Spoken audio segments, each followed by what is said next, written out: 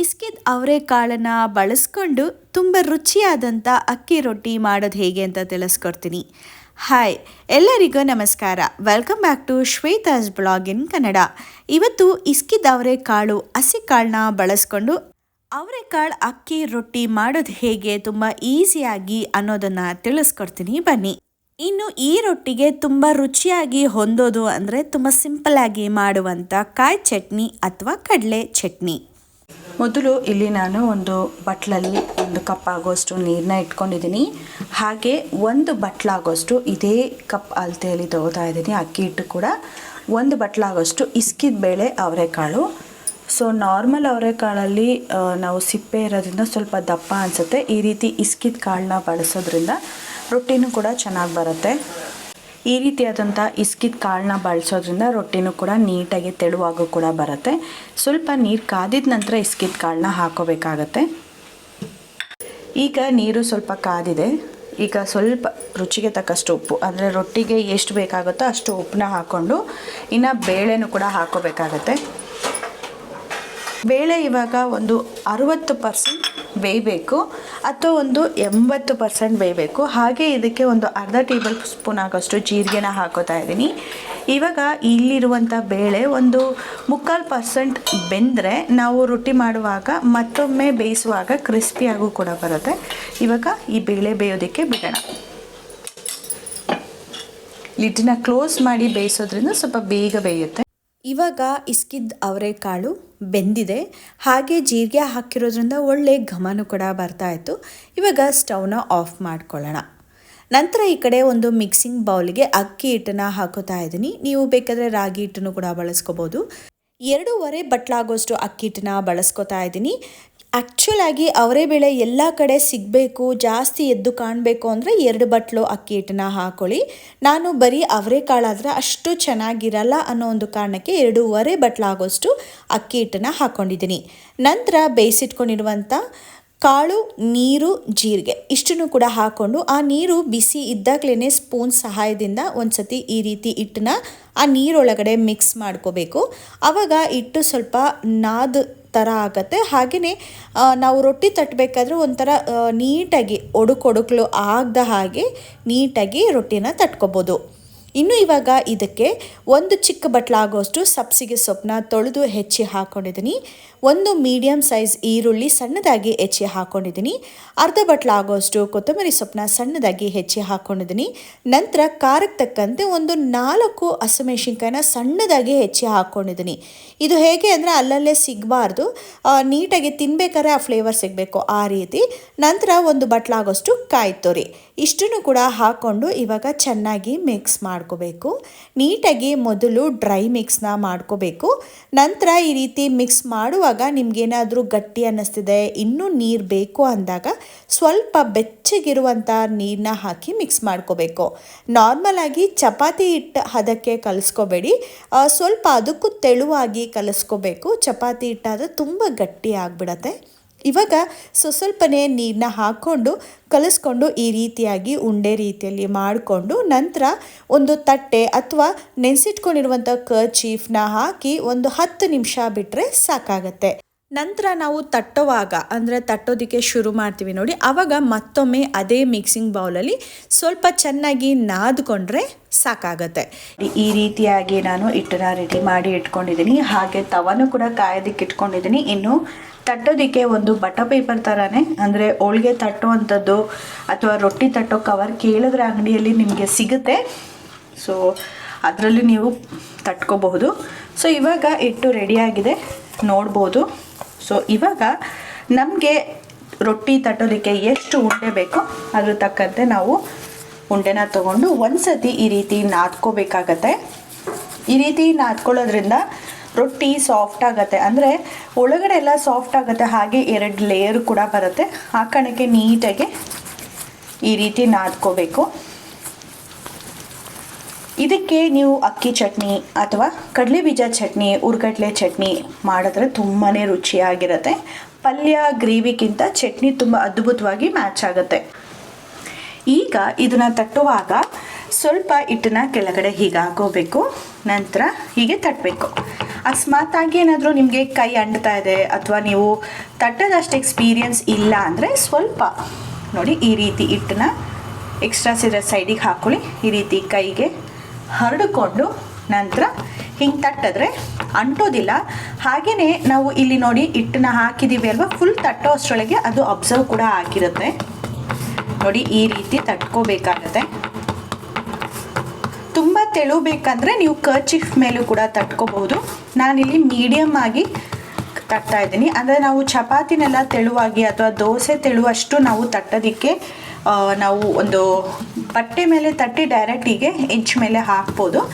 ನಾನಿಲ್ಲಿ ಒಂದು ಮೀಡಿಯಮ್ ಸೈಜಾಗಿ ಅಂದರೆ ಚಪಾತಿ ಹದದಲ್ಲಿ ತಟ್ತಾ ಇದ್ದೀನಿ. ನೋಡಿ ಈ ರೀತಿ ನಾವು ಕಂಡನೆಲ್ಲ ಮಾಡ್ಕೋಬೇಕಾಗತ್ತೆ. ಈ ರೀತಿ ಕಂಠ ಏನು ಒಡೆದಿರುತ್ತಲ್ವ ಅದನ್ನೆಲ್ಲ ಹಿಂಗೆ ಜೋಡಿಸ್ಕೊಂಡು ಬಂದರೆ ನೀಟಾಗಿ ಬರುತ್ತೆ ಅಂತ ಅಷ್ಟೇ. ಬೆಂದಾಗ ಏನಾಗುತ್ತೆ ಅದೆಲ್ಲ ಒಡುಕ್ಲು ಥರ ಇರುತ್ತೆ. ಆ ಕಾರಣಕ್ಕೆ ನಾವು ಈ ರೀತಿ ಮಾಡ್ಕೊಳ್ಳೋದ್ರಿಂದ ಸ್ವಲ್ಪ ನೀಟಾಗಿ ನಿರಾಳ ಆಗುತ್ತೆ. ಹಾಗೆ ಕೊನೆಯದಾಗಿ ಒಂದು ಸ್ವಲ್ಪ ನೀರನ್ನ ಎದ್ಕೊಂಡು ಈ ರೀತಿ ತಟ್ಟೋದ್ರಿಂದ ಎಲ್ಲಾದರೂ ಎಕ್ಸ್ಟ್ರಾ ಇತ್ತು ಅಂದರೆ ಅದು ನೀಟಾಗಿ ನೆನ್ಕೊಳ್ಳುತ್ತೆ. ಆವಾಗ ರೊಟ್ಟಿ ಬೇಯುವಾಗ ಅಲ್ಲಿ ಪುಡಿ ಅಥವಾ ಹಿಟ್ಟು ಒತ್ತಿರೋ ಥರ ಅನಿಸೋದಿಲ್ಲ. ಈ ರೀತಿ ತಟ್ಕೋಬೇಕು. ನೋಡ್ಬೋದು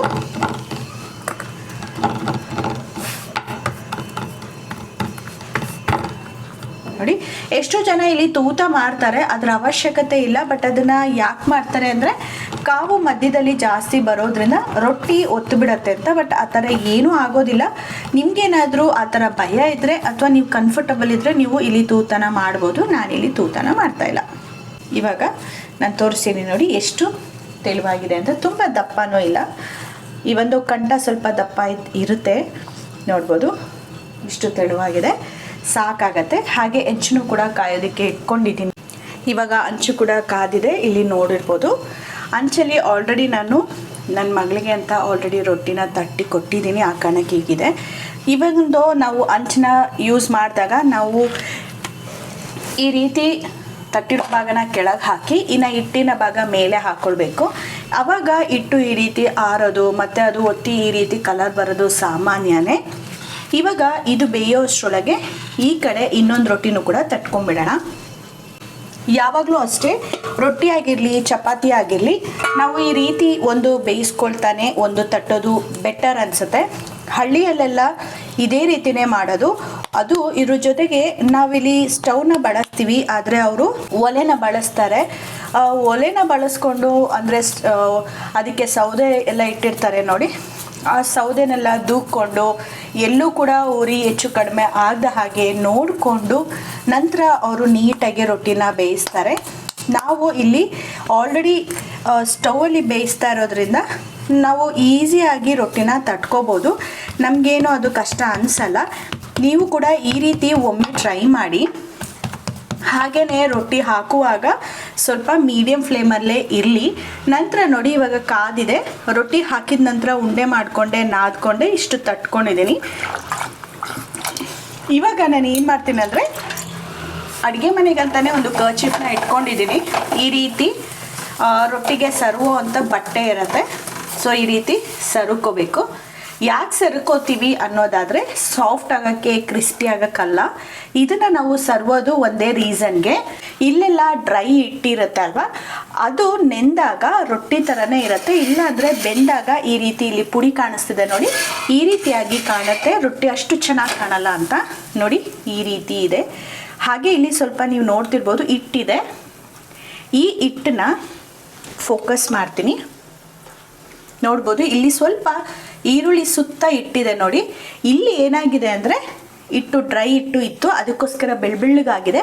ಸ್ವಲ್ಪ ಜಾಸ್ತಿ ಬೇಯಿಸಿದ್ವಿ ಅಂದರೆ ಅಥವಾ ರೊಟ್ಟಿನ ನಾವು ಸ್ವಲ್ಪ ನೀಟಾಗಿ ಬೇಯಿಸಿದಾಗ ಈ ಹಿಟ್ಟು ಕಪ್ಪಾಗುವಂಥ ಚಾನ್ಸಸ್ ಇರುತ್ತೆ. ಅದೇ ಕಾರಣಕ್ಕೆ ನಾವು ಈ ಭಾಗದಲ್ಲಿ ಅಂದರೆ ನಾವೀಗ ಮರ್ಚ್ ಹಾಕಿದ್ದೀವಲ್ವ ಆ ಭಾಗದಲ್ಲಿ ನೀಟಾಗಿ ಸರುತ್ತೀವಿ. ನೆಕ್ಸ್ಟ್ ಮಚ್ಚುವಾಗ ಇಲ್ಲಿ ಸ್ವಲ್ಪ ನೀರನ್ನ ತಾಗಿಸಿದ್ರೆ ನೀಟಾಗಿ ರೊಟ್ಟಿ ಕಲರ್ಫುಲ್ಲಾಗಿ ಬರುತ್ತೆ. ಈಗ ರೊಟ್ಟಿನ ತಟ್ಕೋತಾ ಇದ್ದೀನಿ. ಚೆನ್ನಾಗಿ ನಾದಿದ್ರೆ ಕೈಗೆ ಅಂಟೋದಿಲ್ಲ. ಇದು ನಾದಿರೋದು, ಆದರೆ ತಟ್ಟೋದು ನಾವು ಈ 3 ಬೆರಳನ್ನ ಬಳಸ್ಕೊಂಡು ತಟ್ಟೋದು. ನಾದೋದಂದರೆ ಇಲ್ಲಿ ಚೆನ್ನಾಗಿ ಈಗ ನಾದೋದ್ರಿಂದ ಅಂಟಿದೆ ಅಷ್ಟೇ. ಬಟ್ ಆದರೆ ಹಂಗೂ ಅಂಟುತ್ತಂದರೆ ಈ ರೀತಿ ಪೌಡರ್ನ ಹಾಕ್ಕೋಬೋದು. ಸೈಡಲ್ಲಿ ಹೀಗಿರುತ್ತೆ, ಹಿಂಗೂ ತೊಗೋಬೋದು. ನಾನು ಇದೇ ರೀತಿಯಾಗಿ ಹಿಂಗೆ ತೊಗೊಂಡ್ಬಿಡ್ತೀನಿ. ಎಕ್ಸ್ಪೀರಿಯೆನ್ಸ್ ಆಗ್ತಾ ಆಗ್ತಾ ನಿಮಗೆ ಯಾವ್ಯಾವ ರೀತಿಯಾಗಿ ಟ್ರಿಕ್ಸ್ ಬೇಕು ಅಥವಾ ಈಸಿ ಆಗುತ್ತೆ, ಹೇಗೆಲ್ಲ ನಾವು ಕ್ವಿಕ್ಕಾಗಿ ಮಾಡ್ಬೋದು ಅದು ನಿಮಗೆ ಗೊತ್ತಾಗೋಗ್ಬಿಡುತ್ತೆ. ಯಾವುದೇ ಕೆಲಸ ಇರ್ಬೋದು, ನಾವು ಮಾಡ್ತಾ ಮಾಡ್ತಾ ಅದರಲ್ಲಿ ಎಕ್ಸ್ಪೀರಿಯೆನ್ಸ್ ಆಗ್ತಾ ಆಗ್ತಾ ಒಳ್ಳೆ ಒಳ್ಳೆ ಟ್ರಿಕ್ಸ್ನ ಕೂಡ ಕಂಡುಹಿಡಿತೀವಿ. ಅದು ನಮಗೆ ಯೂಸ್ಫುಲ್ ಅಂತಲೂ ಅನಿಸುತ್ತೆ. ನನಗೆ ರೊಟ್ಟಿ ರೌಂಡ್ ಇರಲೇಬೇಕು ಅನ್ನೋದೇನಿಲ್ಲ. ನೀಟಾಗಿ ತಟ್ಟಿ ಹಾಗೆ ರುಚಿಯಾಗಿ ನೀಟಾಗಿ ಬೇಯಿಸಿದ್ರೆ ಐ ಥಿಂಕ್ ಸಾಕು ಅನಿಸುತ್ತೆ. ಇವಾಗ ನೋಡಿ, ನಾವು ಮರ್ಚಿ ಹಾಕಿದ್ದೀವಿ. ಈಗ ರೊಟ್ಟಿನೂ ಕೂಡ ತಟ್ಟಾಗಿದೆ. ಸೊ ಇವಾಗ ಇಲ್ಲಿ ರೊಟ್ಟಿ ಫೋಕಸ್ ಮಾಡುವ. ನೋಡಿ, ಈ ರೀತಿ ಸಾಫ್ಟಾಗಿ ಬಂದ್ಬಿಡಬೇಕು. ಈಗ ಬರ್ತಾ ಇದೆ. ಸ್ವಲ್ಪ ಹಿಟ್ಟಿದೆಲ್ಲ ಹಿಟ್ಟನ್ನ ಸರಿ ಈ ರೀತಿ ಮರ್ಚಿ ಹಾಕೋದು. ನೋಡಿ ಎಷ್ಟು ನೀಟಾಗಿ ಬೆಂದಿದೆ ಅಂತ. ಮಧ್ಯದಲ್ಲಿ ಒತ್ತೋದಾಗಿರಲಿ ಏನೂ ಕೂಡ ಆಗಿರಲಿಲ್ಲ. ನಿಮಗೆ ಬೇಕಂದರೆ ಇಲ್ಲಿ ತೂತ ಮಾಡ್ಕೋಬೋದು, ಇಲ್ಲಾಂದರೆ ಬಿಡ್ಬೋದು.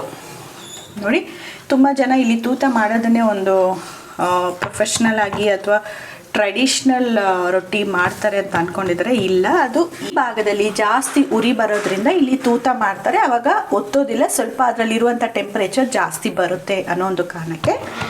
ಸೊ ಇವಾಗ ಬೆಂದಿದೆ ನೋಡಿ ರೊಟ್ಟಿ. ಹಾಗೆ ಸೈಡಲ್ಲೆಲ್ಲ ನಾವು ಅಬ್ಸರ್ವ್ ಮಾಡ್ಕೋಬೇಕು. ಈ ರೀತಿ ಎಲ್ಲಾದರೂ ಬೆಂದಿಲ್ಲ ಅಂದರೆ ಇಲ್ಲಿ ನೋಡಿ ಸ್ವಲ್ಪ ಹಸಿ ಹಸಿ ಅನಿಸ್ತಿದೆ. ಆವಾಗ ನಾವು ಈ ರೀತಿ ಬೆಂಡ್ ಮಾಡಬೇಕು. ಅಂದರೆ ಈ ರೀತಿ ಮರ್ಚ್ ಹಾಕ್ಕೊಂಡ್ರೆ ನೋಡಿ ಸುತ್ತ ನೀಟಾಗಿ ರೊಟ್ಟಿನ ಬೇಯಿಸ್ಬೇಕು. ಸೊ ಇವಾಗ ಒಂದು ರೊಟ್ಟಿ ಆಗಿದೆ. ಆ್ಯಂಡ್ ನೆಕ್ಸ್ಟ್ ಇನ್ನೊಂದು ರೊಟ್ಟಿ ತಟ್ಟಿ ರೆಡಿ ಮಾಡಿ ಇಟ್ಕೊಂಡಿರೋಂಥದ್ದನ್ನು ಹಾಕೋತಾ ಇದ್ದೀನಿ. ಸೊ ಹೀಗೆ ನಾನು ಫಟಾಫಟ್ ಅಂತ ಇವತ್ತಿನ ಬ್ರೇಕ್ಫಾಸ್ಟ್ನ ರೆಡಿ ಮಾಡ್ಕೊಂಬಿಡ್ತೀನಿ.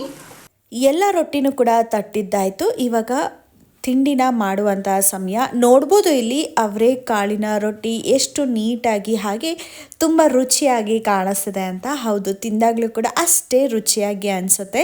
ನೀವು ಕೂಡ ಒಮ್ಮೆ ಟ್ರೈ ಮಾಡಿ ಹಾಗೆ ಹೇಗೆ ಬಂತು ಅಂತ ಅನಿಸಿಕೆನ ತಿಳಿಸಿ. ನಿಮಗೇನಾದರೂ ಅವರೆಕಾಳು ಅಲ್ಲಲ್ಲೇ ಪದೇ ಪದೇ ಜಾಸ್ತಿ ಸಿಗಬೇಕು ಅಂದರೆ 2 ಕಪ್ ಆಗುವಷ್ಟು ಅಕ್ಕಿ ಹಿಟ್ಟನ್ನು ಬಳಸ್ಕೊಳ್ಳಿ. ಇನ್ನು ಈ ವಿಡಿಯೋ ನಿಮಗೆ ಇಷ್ಟ ಆಯ್ತಂದರೆ ಪ್ಲೀಸ್ ಒಂದು ಲೈಕ್ನ ಕೊಡಿ. ನನ್ನ ಚಾನಲ್ಗೆ ಸಬ್ಸ್ಕ್ರೈಬ್ ಆಗೋದನ್ನು ಮರಿಬೇಡಿ. ನೆಕ್ಸ್ಟ್ ವಿಡಿಯೋದಲ್ಲಿ ಡಿಫ್ರೆಂಟ್ ಆದ ರೆಸಿಪಿ ಜೊತೆಗೆ ಸಿಗ್ತೀನಿ. ಅಲ್ಲಿವರೆಗೂ ಟೇಕ್ ಕೇರ್, ಬಾಯ್.